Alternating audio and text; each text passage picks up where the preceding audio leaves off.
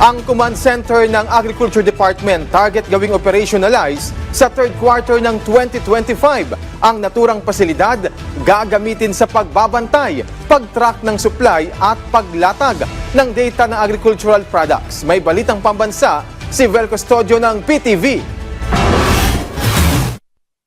150 rice processing centers na ang naitayo ng Department of Agriculture sa ilalim ng pamumuno ni Pangulong Ferdinand R. Marcos Jr. Since the start of the Marcos administration, we have actually built 150 rice processing centers all over the Philippines. And this year we will complete 22 more, and next year we will complete 30 more, and so on and so forth. Inanunsyo rin ng DA sa 2025 Sustainable Agricultural Forum kahapon na target ng kagawaran na activated na ang command center ng DA sa third quarter ng 2025. And I'm happy to announce that hopefully by the third quarter of this year, the DA will finally have its command center be completed and operational.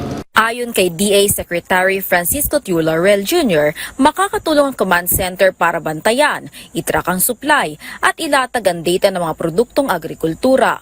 Samantala, inanunsyo na ng Philippine Crop Insurance Corporation na gagamit sila ng satellite technology para sa processing claims para sa disaster-hit farmers. If you use satellite technology sa claims processing, hindi na kailangan pumunta doon actual.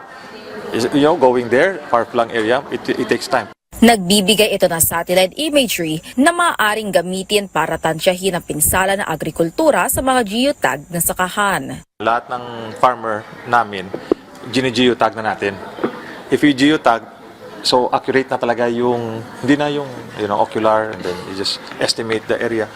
In that case, we are able to save a lot of money. And if we're saving a lot, our savings will now go to more farmers being insured.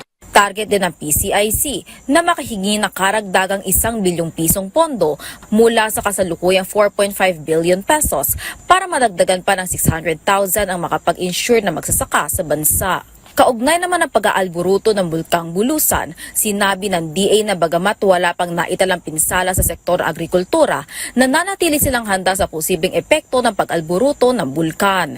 Hindi natin alam, baka biglang lumakas yung eruption na yan, at we are already repositioning as of today ng mga seeds, fertilizers for in case tamaan. Mula sa People's Television Network, Vel Custodio, Balitang Pambansa.